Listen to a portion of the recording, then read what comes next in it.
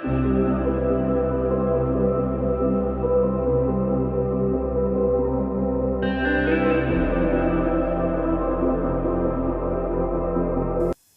दोस्तों, सुनो कहानी चैनल में आपका स्वागत है।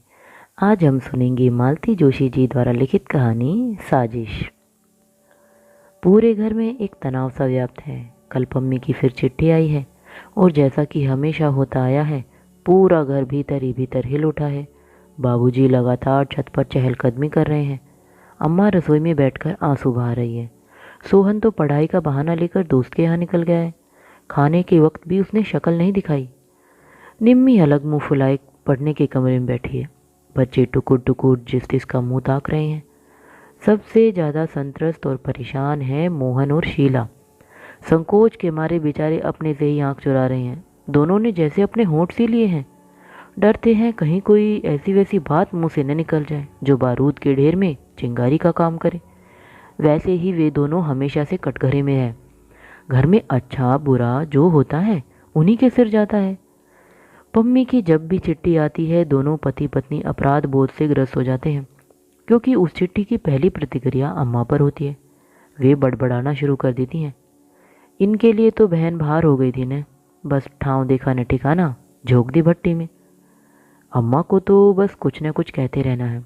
उनकी इन्हीं बातों से तंग आकर वे लोग निम्मी के वक्त थोड़ा सुस्त हो गए हैं। तो अम्मा बाबूजी 100 बार सुना चुके थे। दो दो भाई हैं पर किस काम के, मजे से हाथ पर हाथ धरे बैठे हैं। कल को लड़की किसी का हाथ पकड़कर भाग जाएगी, तब अकल ठिकाने आएगी। परेशान है मोहन शीला, किसी करवट उन्हें चैन नहीं। और अब फिर पम्मी की चिट्ठी आई है। अब इस घर में मेरा निवाह नहीं हो सकता। आप लोग मुझे आकर लिवा ले जाइए, नहीं तो मैं कुछ खाकर सो रहूँगी। पम्मी का यह नाटक पिछले 4 सालों से चल रहा है। 5 साल के वैवाहिक जीवन में मुश्किल से 1 साल शांति से गुजारा होगा। पता नहीं कब क्या हो जाता है और वह अपनी लड़की को गोद में उठाकर यहाँ चली आती है। शुरू शुरू में तो सब उसे हाथों हाथ लेते थे। सबको उससे सहानुभूति भी थी। बाबूजी खुद जाकर 2-4 बार समधी जी से बेटी के किए अनकिए अपराधों की माफ़ी मांगाए। 2-4 बार दामाद को घर बुलाकर समझाया बुझाया गया, पर हर बार कोई क्या करे। अब तो खींच सी होने लगी है। पम्मी जब भी आती है, घर का बना बनाया रूटीन तहस नहस हो जाता है। बजट की धज्जियाँ उड़ जाती हैं।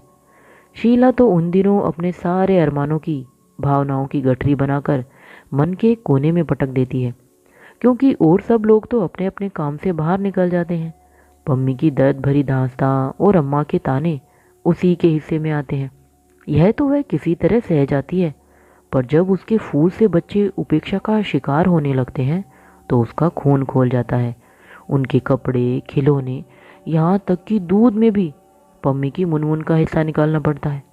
दिन भर दादी की डांट पड़ती है, सो अलग।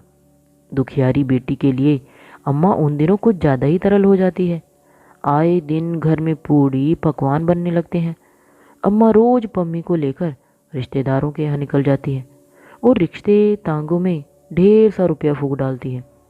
पम्मी का मन बहलाने के लिए निम्मी को ठेल ठाल कर उसके साथ सिनेमा या पार्क में भेज देती हैं। इन सब कार्यक्रमों के लिए शीला को ही पैसे देने पड़ते हैं, और वह भी खुशी खुशी, नहीं तो अम्मा का पारा चढ़ जाता है। बजट के गड़बड़ाते ही सारी व्यवस्था चरमराने लगती है। हर कोई एक दूसरे पर खींच उतारने लगता है। आरोपों प्रत्यारोपों का एक दर्दनाक सिलसिला शुरू हो जाता है। घर जैसे नर्क बन जाता है। तब ऊब कर पम्मी कहती है, यही सब सहना था तो मैं अपने घर में क्या बुरी थी। सारा घर जैसे सांस रोके इसी क्षण की प्रतीक्षा में जीता है। बाबूजी फौरन उसकी बात को उठा लेते हैं और तैयारी का आदेश जारी करते हैं। फिर ढेर सारे साज सज्जा के साथ भाई लोग उसे ससुराल छोड़ आते हैं। यह विदाई भी कम जानलेवा नहीं होती। घर की मामूली सी आय में एक बड़ा सा छेद कर जाती है। कई जरूरी खर्च जैसे अम्मा की चप्पल, बाबूजी का टॉनिक, सोहन का स्वेटर या निम्मी का सूट अगली किसी शुभ घड़ी के लिए टल जाते हैं। फिर भी सब लोग राहत की संतोष की सांस लेते हैं। पर खर्च की यह गहरी खाई ठीक से पट भी नहीं पाती कि पम्मी का कद फिर आ जाता है। 2 दिन तक लगातार तनाव झेलने के बाद शीला से नहीं रहा गया। पति से बोली, देखो तुम तो दिन भर बाहर रहते हो, इनकी नज़रें झेलनी पड़ती हैं मुझे। ऐसे देखते हैं जैसे मैं कोई हत्यारन हूँ। तो क्या करूँ? उसे लिवा लाओ। इसका मतलब क्या होता है जानती हो ने? जानती हूँ, पर उपाय ही क्या है? कल को कुछ हो गया तो जिंदगी भर सबके ताने उल्हाने सुनने पड़ेंगे। सुबह दफ्तर जाते हुए मोहन ने सबके सामने सबको सुनाते हुए सोहन से कहा, ये 200 रुपये रखो और दोपहर की गाड़ी से निकल जाओ। कहाँ? जयपुर। पम्मी को लिवा लाओ, फिर यहाँ जैसा होगा भुगत लेंगे। अम्मा का चेहरा एकदम खिल उठा। वे बड़ी आशा से सोहन को देखती रही, पर वह पत्थर की मूर्ति की तरह निश्चल खड़ा रहा। रुपयों को उसने छुआ भी नहीं। आखिर मोहन को पूछना ही पड़ा, क्या सोच रहे हो? भैया, दीदी का आना क्या 2 महीनों के लिए टल नहीं सकता? क्यों? क्यों क्या? जानते तो हैं कि यह मार्च का महीना है। आपको अपने टीनू मीनू की चिंता न सही, मेरा और निम्मी का तो ख्याल कीजिए। दोनों की परीक्षाएं सिर पर हैं। इस समय तो कोई भी मेहमान अखरता है। दीदी तो फिर भी आप जानते ही हैं, आते ही सारा वातावरण गंदला कर रख दी हैं। घर में पाँव देने की इच्छा नहीं होती। पढ़ाई क्या खाक होगी? आप तो खुशकिस्मत है छोटे भैया, निम्मी ने सुर मिलाया। घर में पाँव देने की इच्छा न हो तो दोस्त के घर जाकर पढ़ सकते हैं। हम क्या करें? दीदी आती हैं तो कितना काम फैल जाता है। वे तो किसी काम में हाथ नहीं लगाती, बस दिन भर बैठी बिसूरती रहती हैं। अपनी बिटिया तक तो उनसे संभलती नहीं, उसे भी हम पर थोप देती है। अम्मा एकदम हतप्रभ थी। तुम दोनों को अपनी सगी बहन भी जहर लग रही है? वाह रे कलजुग। मगर शीला खुश थी। अच्छा हुआ कि अम्मा जी जान तो गई कि पम्मी का आगमन सारे घर के लिए कितना अनचाहा अध्याय है। सबसे ज़्यादा खुशी तो इस बात की थी कि जो कुछ कहा सोहन ने कहा, निम्मी ने कहा, मोहन और शीला के सिर कोई बुराई नहीं आई। उसके बाद वह प्रसंग एक तरह से समाप्ति हो गया था। बाबूजी ने पम्मी को लिख दिया था कि बच्चों की परीक्षा के बाद वे खुद आकर उसे लिवा ले जाएंगे।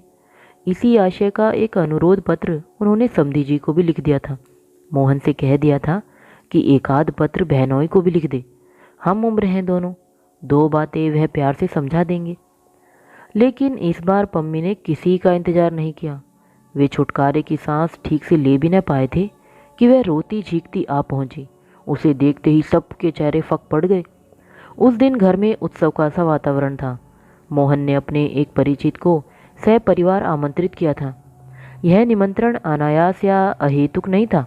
निम्मी के लिए उस घर में बात चलाने की योजना थी। वे लोग इस बहाने घर को, निम्मी को देख लें, यही इच्छा थी। घर को उस दिन विशेष यत्न से संवारा गया था। निम्मी भी सजी धजी गुड़िया सी बैठी थी, इतनी चुप चुप जैसे कि मुंह में जुबान ही न हो। और सबने भी अपनी बेहतरीन पोशाकें पहन ली थी। शीला ने जिद करके सास को भी कलफ लगी साड़ी पहना दी थी। वे मिश्री की डली बनी मेहमानों से बतिया रही थी।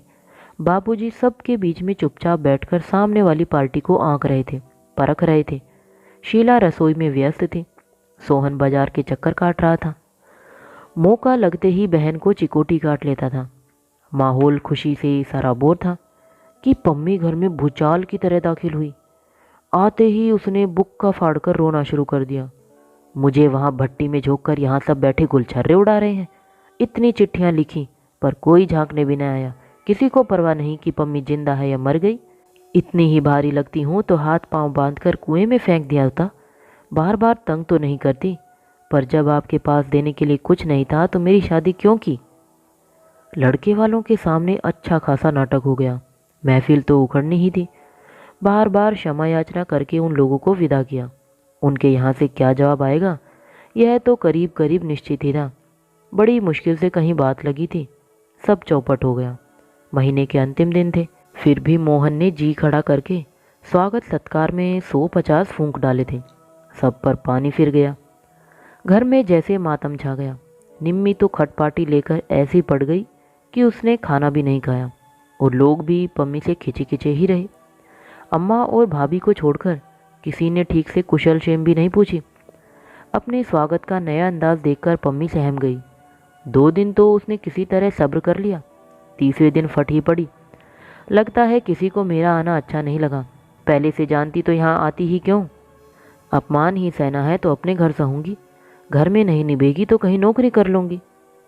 सोहन भी जैसे तैयार ही बैठा था, बोला, तो कर लो ना नौकरी। जिंदगी भर भैया भाभी की छाती पर मूंग दलना क्या जरूरी है? जब मन होता है मुंह उठाकर चली आती हो। आखिर तुम्हारे लिए कोई कितना करेगा? घर में एक और लड़की भी है। आती हूँ तो अपने बाप के घर आती हूँ, पम्मी ने तमक कर कहा। तुम्हारे दरवाजे आऊँ तब आंखें दिखाना। बाप का घर? कहकर सोहन बाहर चला गया। वह अपने दिल का गुबार निकाल चुका था। सुखी है सोहन, अविवाहित है, इसलिए मन की बात बेरोक टोक कह डालता है। कोई यह नहीं कह सकता कि बीबी ने उसके कान भरे हैं। अपमान से पम्मी के आंसू निकल आए। सबसे ज़्यादा दुख तो इस बात का था कि सोहन इतनी बड़ी बात कह गया और बाबूजी कुछ नहीं बोले। जिनके बल पर वह अकड़ रही थी, कानों में रुई दिए हुए चुपचाप छत की कड़ियाँ गिनते रहे। बाबूजी, उसने कातर स्वर में पुकारा। सब सुन रहा हूँ बेटे, बाबूजी ने उसी तरह छत की ओर निर्निमेष देखते हुए कहा। पर सच बात तो यह है बेटा कि अब तुम्हारे बाप का घर कहाँ रहा, सब तो चूक गया। पेंशन जो मिलती है वह दवाइयों के लिए ही पूरी नहीं पड़ती। बेटे के भरोसे पर जी रहा हूँ। अपनी लंबी चौड़ी गृहस्थी उसके गले मड़कर बैठा हूँ। उसका बोझ और कितना बढ़ाऊँ? बाबूजी लेकिन, पम्मी बेटे, हम लोग तुम्हारे जन्म के जिम्मेदार हैं। कर्म तो तुम्हें अपने खुद ही झेलने होंगे। सुख दुख जो भी हो अपने घर में ही सहो बिटिया। कल को तुम यहाँ आकर बैठ जाओगी तो बताओ निम्मी को कौन स्वीकारेगा? पम्मी के सारे सवाल चूक गए थे और शायद उत्तर भी। 3-4 दिन बाद पम्मी को सोहन के साथ गाड़ी में बिठाकर लौटे तो बाबूजी को ऐसा लग रहा था जैसे बेटी को अंतिम विदाई दे आए हों। अगर कल को कुछ हो गया, पम्मी के ससुराल वालों ने यदि सचमुच कोई षड्यंत्र रच डाला है तो वे भी उससे बरी नहीं है। इस साजिश में वे भी बराबर के हिस्सेदार हैं। दोस्तों, अगर आज की कहानी अच्छी लगी हो तो सुनो कहानी यूट्यूब चैनल को ज़रूर सब्सक्राइब करें।